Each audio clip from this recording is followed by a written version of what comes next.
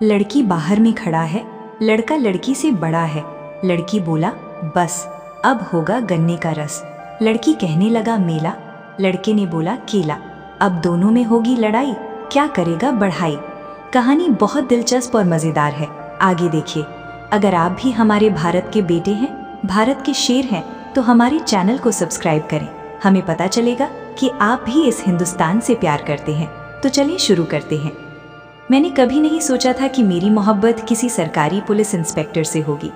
वो पहली बार मुझे तब मिली थी जब मैं अपने एक काम से थाने गया था। बाकी पुलिस वालों की तरह उसके चेहरे पर घमंड नहीं था, उसकी आंखों में एक अजीब सी शांति थी। उसने बस इतना पूछा, आप ठीक हो ना? और पता नहीं क्यों उस एक सवाल ने मेरे दिल में जगह बना ली। धीरे धीरे बातें शुरू हुई, फ़ोन पर बातें होने लगी। रोज़ इंतज़ार होने लगा उसके एक मैसेज का। वो ड्यूटी में व्यस्त रहती, मैं उसकी आवाज़ सुनने के लिए रात रात भर जागता। एक तरफ उसका पुलिस वाला सख्त अंदाज और दूसरी तरफ दिल से बेहद नर्म इंसान। लेकिन हमारी मोहब्बत इतनी आसान नहीं थी। जब घर वालों को पता चला तो जैसे तूफान आ गया। जाति, समाज, नौकरी, इज्जत, हर चीज़ हमारे खिलाफ खड़ी हो गई। लोग बोलने लगे, पुलिस वाली लड़की से रिश्ता, ये कभी नहीं हो सकता।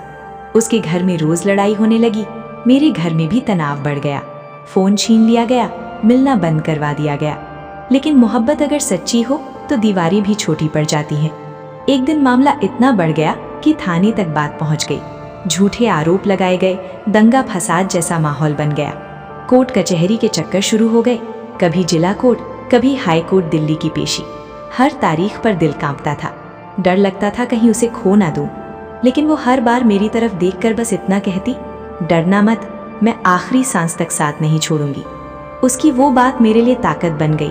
हम दोनों ने समाज से लड़ाई लड़ी, रिश्तेदारों से लड़ाई लड़ी, हालात से लड़ाई लड़ी। कई रातें रोते हुए गुजरी, कई बार लगा सब खत्म हो जाएगा। लेकिन मोहब्बत हार मानना नहीं जानती।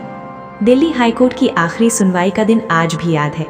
पूरा दिन बेचैनी में गुजरा, हाथ कांप रहे थे, आंखों में डर था और दिल में उम्मीद। फिर फैसला आया और पहली बार लगा जैसे ऊपर वाला हमारी मोहब्बत की दुआ सुन चुका है। सारी लड़ाइयों के बाद, सारी परेशानियों के बाद आखिर वो मुझे मिल गई। आज भी जब वो पुलिस की वर्दी पहनकर मेरे सामने आती है ना, तो मुझे सिर्फ एक इंस्पेक्टर नहीं दिखती, मुझे वो लड़की दिखती है जिसने पूरी दुनिया से लड़कर मेरा हाथ थामा था। मोहब्बत आसान नहीं होती, लेकिन अगर साथ सच्चा हो तो कोर्ट, कचहरी, समाज कुछ भी दो दिलों को अलग नहीं कर सकता। कोर्ट का फैसला हमारे हक में आने के बाद लगा था कि अब सब ठीक हो जाएगा, लेकिन असली लड़ाई तो उसके बाद शुरू हुई थी। उस दिन वो पहली बार मेरे सामने पुलिस की वर्दी में रोई थी। उसकी आंखों में खुशी भी थी और डर भी। उसने मेरा हाथ पकड़कर कहा, अब कानून ने तो हमें साथ रहने का हक दे दिया, लेकिन दुनिया अभी भी हमें चैन से नहीं जीने देगी। मैंने हंसकर कहा, जब इतना सब झेल लिया तो अब डर किस बात का। लेकिन सच कहूँ, मुझे भी डर लग रहा था। गांव में लोग बातें बनाने लगे थे, रिश्तेदार ताने मारते थे, कई लोग उसे बदनाम करने की कोशिश करते, कहते पुलिस की नौकरी मिलते ही लड़की बदल गई, और मुझे सुनाते सरकारी इंस्पेक्टर से शादी करके अपनी जिंदगी बना ली। लेकिन किसी को ये नहीं पता था कि हमने ये रिश्ता पाने के लिए कितनी रातें रोकर बिताई थी। एक रात करीब 2 बजे उसका फ़ोन आया, उसकी आवाज़ कांप रही थी। वो बोली, आज फिर घर वालों ने बहुत कुछ कहा, मैं थक गई हूँ। मैं तुरंत बाइक लेकर उसके पास पहुँच गया। बारिश हो रही थी, सड़कें सुनसान थीं, लेकिन उस रात मुझे सिर्फ उसकी फिक्र थी। वो एक पुरानी बस स्टैंड के पास खड़ी थी, पुलिस की वर्दी भीग चुकी थी, आंखें लाल थी, और पहली बार वो इंस्पेक्टर नहीं, बस एक टूटी हुई लड़की लग रही थी। मैंने उसके आंसू पोंछे और कहा, तुम अकेली नहीं हो, तुम्हारा पागल अभी जिंदा है। इतना सुनते ही वो मेरे सीने से लगकर फूट फूट कर रोने लगी। उस रात उसने मुझे अपनी जिंदगी की वो बातें बताईं जो उसने कभी किसी को नहीं बताई थी। कैसे नौकरी के दौरान उसने लोगों की नफरत देखी, कैसे हर कोई उसकी वर्दी को देखता था, उसके दिल को नहीं। उसने कहा, सबको लगता है पुलिस वाले पत्थर दिल होते हैं, लेकिन कोई ये नहीं समझता कि सबसे ज़्यादा दर्द भी वही छुपाते हैं। उसकी बातें सुनकर मेरी आंखें भर आईं।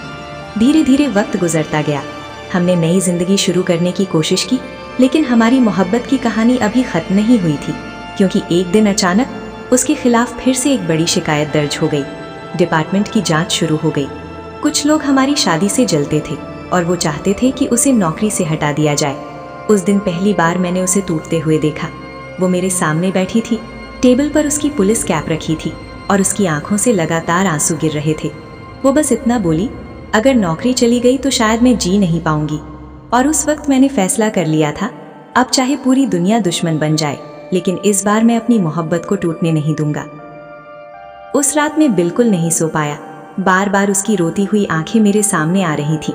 एक तरफ उसकी नौकरी खतरे में थी और दूसरी तरफ हमारी मोहब्बत पर फिर से तूफान मंडरा रहा था। सुबह करीब 5 बजे उसका मैसेज आया, आज डिपार्टमेंट की बड़ी मीटिंग है, शायद फैसला हो जाए। मेरे हाथ कांप गए। दिल बार बार बस यही दुआ कर रहा था कि सब ठीक हो जाए। पूरा दिन मैंने फ़ोन हाथ में लेकर बिताया। न भूख लगी न प्यास। हर मिनट एक साल जैसा लग रहा था। शाम को उसका फ़ोन आया, लेकिन इस बार उसकी आवाज़ बिल्कुल शांत थी। वो बोली, क्या तुम मुझसे मिलने आ सकते हो आखिरी बार? मेरे पैरों तले ज़मीन खिसक गई। मैं बिना कुछ सोचे तुरंत निकल पड़ा। जब मैं वहाँ पहुँचा तो वो पुलिस स्टेशन के पीछे वाले पुराने मैदान में अकेली बैठी थी। आज पहली बार उसकी आंखों में वो चमक नहीं थी जिस पर मैं मरता था। उसके हाथ में एक फाइल थी। उसने धीरे से वो फाइल मेरी तरफ बढ़ाई। मैंने खोला, उसमें सस्पेंशन लेटर था। मेरे हाथ सुन्न पड़ गए। मुझे समझ नहीं आ रहा था क्या बोलूं। वो हल्का सा मुस्कुराई और बोली, देखा, आखिर सबने मुझे गलत साबित कर ही दिया। लेकिन वो चुप रही। कुछ देर बाद उसने मेरी तरफ देखा और बोली, अगर मैं तुम्हारी जिंदगी में नहीं आती तो शायद तुम्हें इतना कुछ नहीं झेलना पड़ता। उसकी ये बात सुनकर मेरी आंखें भर आईं। मैं उसके सामने घुटनों पर बैठ गया और उसका हाथ पकड़कर कहा, तुम मेरी जिंदगी की सबसे खूबसूरत तकलीफ हो, और अगर तुम्हारे लिए पूरी दुनिया से लड़ना पड़े ना तो मैं फिर लड़ूंगा। इतना सुनते ही उसके आंसू गिरने लगे। उस रात हम दोनों बहुत देर तक वहीं बैठे रहे। न कोई शोर न कोई शिकायत, बस दो लोग जिन्हें किस्मत बार बार तोड़ने की कोशिश कर रही थी। अचानक तभी कुछ लोग वहां आ गए। उनके हाथों में मोबाइल थे। वो हमारी वीडियो बनाने लगे और गंदी बातें बोलने लगे। एक आदमी जोर से बोला, देखो, यही है वो इंस्पेक्टर जिसकी वजह से पूरा विभाग बदनाम हो रहा है। मेरा खून खौल उठा। मैं उनसे भिड़ गया। वहां धक्का मुक्की शुरू हो गई, लेकिन तभी उसने जोर से मेरा हाथ पकड़ लिया और चिल्लाई, नहीं, अब और लड़ाई नहीं। उसकी आवाज में इतना दर्द था कि मैं वहीं रुक गया। वो रोते हुए बोली, मैं थक चुकी हूँ खुद को हर रोज साबित करते करते। उस दिन पहली बार मुझे एहसास हुआ कि एक पुलिस इंस्पेक्टर की वर्दी के पीछे भी एक दिल होता है जो टूटता भी है और दर्द भी सहता है। लेकिन हमें नहीं पता था कि हमारी जिंदगी का सबसे बड़ा तूफान अभी बाकी था। उस घटना के बाद मेरी जिंदगी पूरी तरह से बदल चुकी थी। जिस लड़की से मैंने मोहब्बत की थी, अब वही मेरी सबसे बड़ी ताकत बन चुकी थी। लेकिन हमारी कहानी अभी खत्म नहीं हुई थी, क्योंकि असली इम्तिहान तो अब शुरू होने वाला था। एक दिन अचानक मुझे कोर्ट से फिर से नोटिस आया। दिल्ली हाई कोर्ट में आखिरी सुनवाई रखी गई थी। नोटिस हाथ में आते ही मेरे हाथ कांपने लगे। मैं समझ गया था कि अगर इस बार कुछ गलत हुआ तो शायद मैं उसे हमेशा के लिए खो दूंगा। वो मेरे सामने खड़ी थी। उसकी आंखों में डर साफ दिखाई दे रहा था, लेकिन फिर भी उसने मेरा हाथ पकड़कर कहा, डरो मत, इस बार हमारी मोहब्बत जीतेगी। उसकी ये बात सुनकर मेरी आंखों में आंसू आ गए। मैंने पहली बार महसूस किया कि सच्चा प्यार सिर्फ खुशियों में साथ नहीं देता, बल्कि हर दर्द में भी मजबूती बनकर खड़ा रहता है। अगले दिन हम दोनों दिल्ली पहुंचे। कोर्ट के बाहर भारी भीड़ लगी हुई थी। लोग हमें ऐसे देख रहे थे जैसे हम कोई बहुत बड़ा जुर्म करके आए हों, लेकिन हमें किसी की परवाह नहीं थी। सुनवाई शुरू हुई। जज साहब ने हम दोनों को सामने बुलाया। पूरा कोर्ट रूम शांत था। मेरी धड़कन इतनी तेज चल रही थी कि मुझे खुद उसकी आवाज सुनाई दे रही थी। तभी लड़के के परिवार वालों के वकील ने कहा, ये रिश्ता गलत है, दोनों को अलग कर देना चाहिए। इतना सुनते ही मेरा दिल टूट गया। लेकिन तभी वो लड़की अचानक खड़ी हो गई। उसकी आंखों में आंसू थे, मगर आवाज में डर नहीं था। उसने पूरे कोर्ट के सामने कहा, मैं उससे मोहब्बत करती हूँ और अपनी मर्जी से उसके साथ रहना चाहती हूँ। पूरा कोर्ट रूम एकदम शांत हो गया। उसके घर वाले गुस्से से उसे देखने लगे, लेकिन वो बिल्कुल नहीं डरी। उस पल मुझे एहसास हुआ कि सच्ची मोहब्बत सिर्फ पाने का नाम नहीं होती, बल्कि पूरी दुनिया के खिलाफ खड़े होने का नाम होती है। कुछ देर बाद जज साहब ने फैसला सुनाया। उन्होंने कहा, दोनों बालिग हैं और अगर दोनों अपनी मर्जी से साथ रहना चाहते हैं तो किसी को इन्हें अलग करने का हक नहीं। बस इतना सुनना था। मेरी आंखों से आंसू निकल आए। वो दौड़कर मेरे पास आई और मुझे कसकर गले लगा लिया। उस दिन कोर्ट के बाहर पहली बार हमें किसी का डर नहीं था, न समाज का, न लोगों का, न दुनिया का, क्योंकि हमारी मोहब्बत आखिरकार जीत चुकी थी। कोर्ट का फैसला आने के बाद ऐसा लग रहा था जैसे हमारी जिंदगी में पहली बार सुकून आया हो। हम दोनों दिल्ली की सड़कों पर बिना किसी डर के साथ चल रहे थे। उसके चेहरे पर मुस्कान थी और मेरी आंखों में खुशी के आंसू। मैंने उससे कहा, अब कोई हमें अलग नहीं कर सकता। वो हल्का सा मुस्कुराई और बोली, मोहब्बत अगर सच्ची हो तो खुदा भी साथ देता है। उस रात हम दोनों पहली बार चैन से बैठे थे। न कोई फोन पर धमकी, न पुलिस स्टेशन का डर, न कोर्ट की तारीखें। लेकिन शायद किस्मत को अभी हमारी मोहब्बत का और इम्तिहान लेना बाकी था।